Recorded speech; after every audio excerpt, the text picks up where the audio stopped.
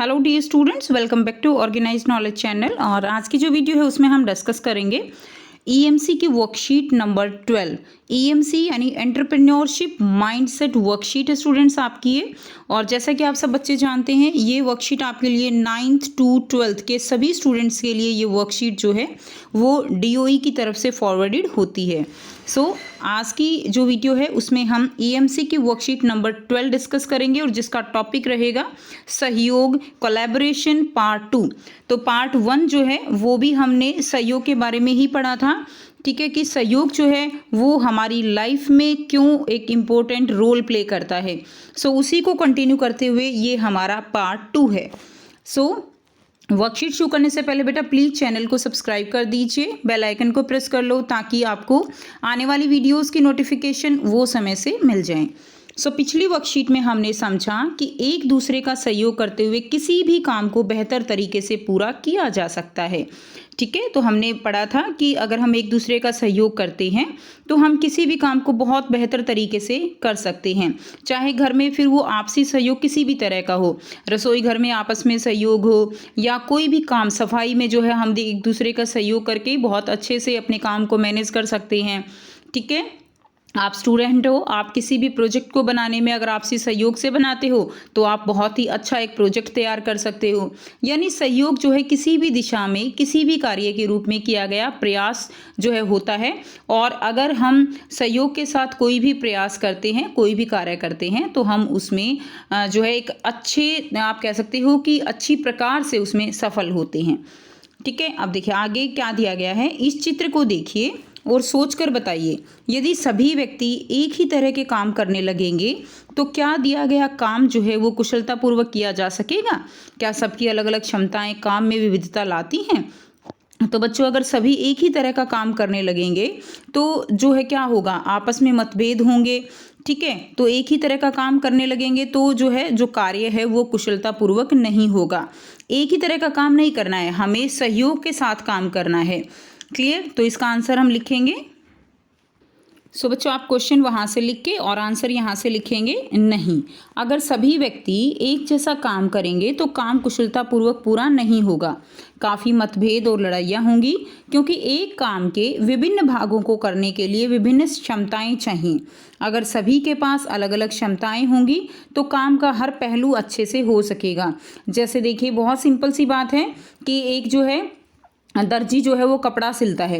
अब कपड़ा सिलना, उसमें क्या होगा, उसमें हो सकता है कि जो उसके पास जो कटिंग करने वाला है उसको कटिंग बहुत अच्छी आती है, ठीक है, और जो सिलने वाला है उसको सिलाई बहुत अच्छे से करनी आती है, जो उसके ऊपर लेस लगाता है, जो उसको और डिज़ाइनर बनाता है, ठीक है, वो दूसरे व्यक्ति को अच्छे से आता हो। तो इस तरह से मिल बांट कर जो काम होता है, अलग अलग एक काम के जो पार्ट हैं उन पे अलग अलग काम होता है, तो उससे वो काम जो है और अच्छे से निखर कर होता है, हर पहलू पर अच्छे से काम होता है।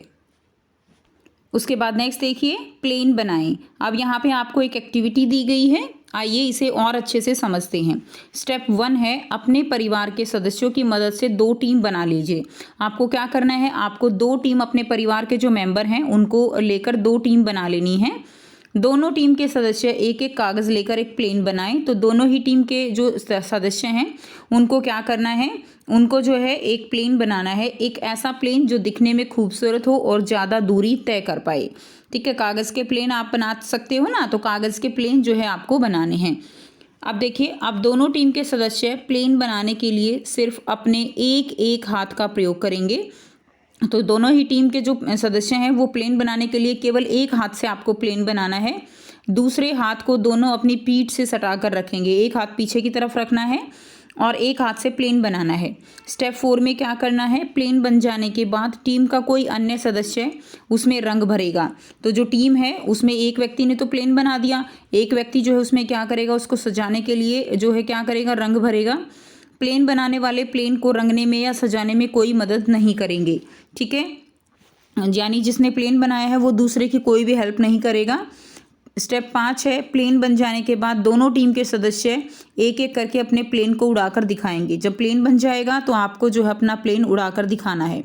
आप सोचें और उत्तर दें। अब आपको यहाँ पर इसी से रिलेटेड, गतिविधि से रिलेटेड कुछ क्वेश्चन दिए गए हैं 2, ठीक है। पहला क्या है एक हाथ से प्लेन बनाने पर आपको क्या क्या चुनौतियां सामने आई। तो जब आप एक हाथ से प्लेन बनाएंगे तो आप सोचो क्या क्या हो सकता है। इमेजिन कर सकते हो कि अगर एक हाथ से हम प्लेन बनाएंगे तो वो अच्छे से मुड़ेगा नहीं, सिमेट्री नहीं होगी, अच्छे से वो नहीं बन पाएगा। ठीक है, तो इसका आंसर देखिए कैसे लिखेंगे। यहाँ से इसका आंसर लिखेंगे, एक हाथ से प्लेन बनाना बहुत कठिन था। हाथ में कई बार दर्द हुआ और प्लेन को फोल्ड करने में भी दिक्कत आई, क्योंकि किसी प्लेन को अच्छे से बनाने के लिए दोनों हाथों का सहयोग जो है वो आवश्यक था।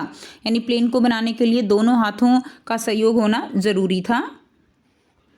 नेक्स्ट देखिए, प्लेन अच्छा बन जाए इसके लिए आपकी टीम के सदस्यों ने कौन सी कुशलता का इस्तेमाल किया।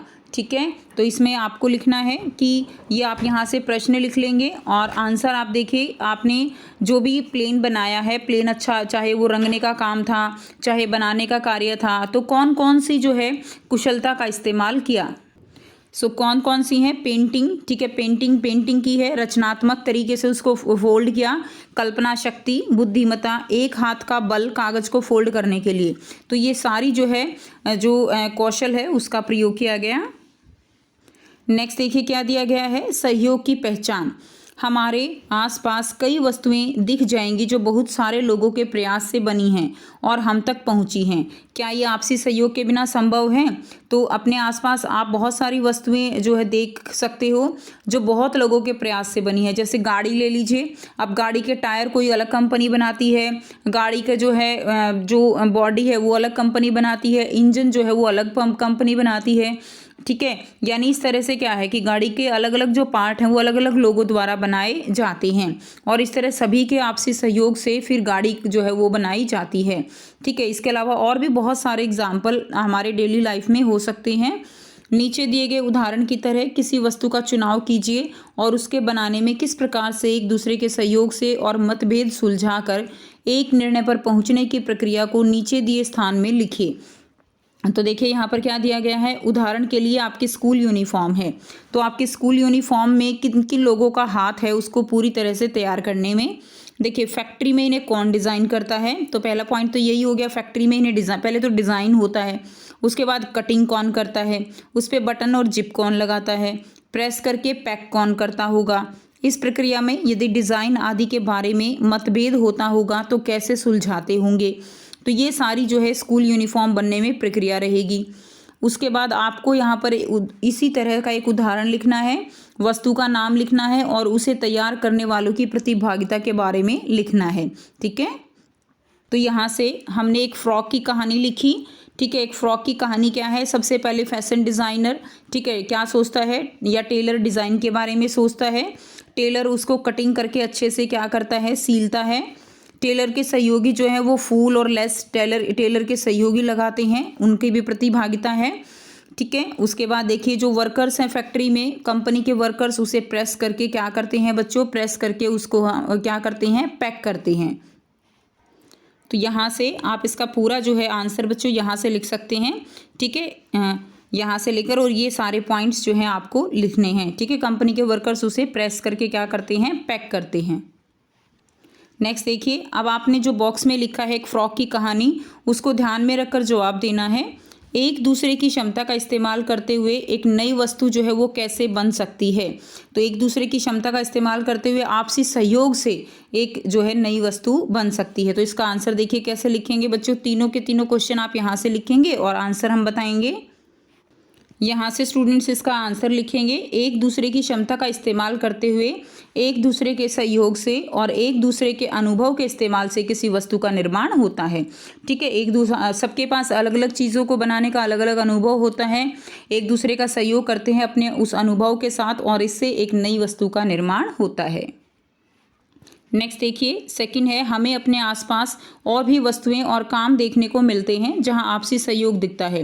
किसी एक वस्तु या काम का उदाहरण आपको देना है, जैसे भवन निर्माण है, इसमें आप लिख देंगे बिल्डिंग निर्माण का काम। इसके अलावा और भी बहुत सारी चीज़ें हैं जिनके एग्जाम्पल आप दे सकते हो। ठीक है, नेक्स्ट दिया गया है, सहयोग करते हुए मतभेद हो जाए तो कैसे सुलझाएं। तो आपसी सहयोग में अगर आपस में मतभेद हो जाता है, ठीक है, तो उसको हम कैसे सुलझा सकते हैं ये आपको लिखना है। सो यहाँ से इसका आंसर लिखेंगे। अगर आपस में कोई मतभेद होता है तो बातचीत की सहायता से और आपसी सलाहों से ऐसे मतभेदों को सुलझाया जाता है। ठीक है स्टूडेंट्स, तो ये जो है आपको आंसर लिखना है। क्लियर। नेक्स्ट देखिए, आशा है आप समझ पाए होंगे कि हमारे आसपास जो कुछ भी होता है या नया बनता है उसमें कई लोगों का योगदान होता है, विविधता देखने को मिलती है। ठीक है, प्रत्येक व्यक्ति की एक महत्वपूर्ण भूमिका होती है, यानी एक वस्तु को बनाने में जितने भी लोग हैं उनकी अपनी एक इम्पोर्टेंस होती है। ऐसा बिल्कुल नहीं है कि जो उसमें अगर कोई छोटा कार्य कर रहा है तो उसकी इम्पोर्टेंस नहीं है। ठीक सोचिए, उस छोटे से अगर छोटा सा कार्य है और अगर वो व्यक्ति नहीं करता है, उस हिस्से को निकाल दिया जाए तो क्या जो वस्तु बनी है उसमें उसकी वो शोभा रहेगी? बिल्कुल नहीं रहेगी। फ्रॉक बनाया है, उसमें फूल पत्ते और उसको सजाया नहीं है तो फ्रॉक अच्छा नहीं लगेगा। पैंट बनाई है, उसमें जिप नहीं लगाई है तो अच्छा नहीं लगेगा। तो यानी कहने का मतलब क्या है कि सहयोग जो है वो छोटा हो या बड़ा हो, वो बहुत इम्पोर्टेंट है, वो बहुत अपने आप में एक जो है आप कह सकते हो अहम रोल प्ले करता है। तो ये थी आपकी आज की ईएमसी की वर्कशीट। आई होप सभी बच्चों को क्लियर है। आप वीडियो पॉज करके जहाँ भी आंसर दिए गए हैं उनको अच्छे से लिख सकते हो। अगर आप बच्चों को वीडियो अच्छी लगी तो प्लीज़ लाइक कर दीजिए, शेयर कर दीजिए और चैनल को भी सब्सक्राइब कर लीजिए। So thanks for watching students, have a nice day. मिलते हैं नेक्स्ट वीडियो में नेक्स्ट वर्कशीट के साथ। Take care, bye bye.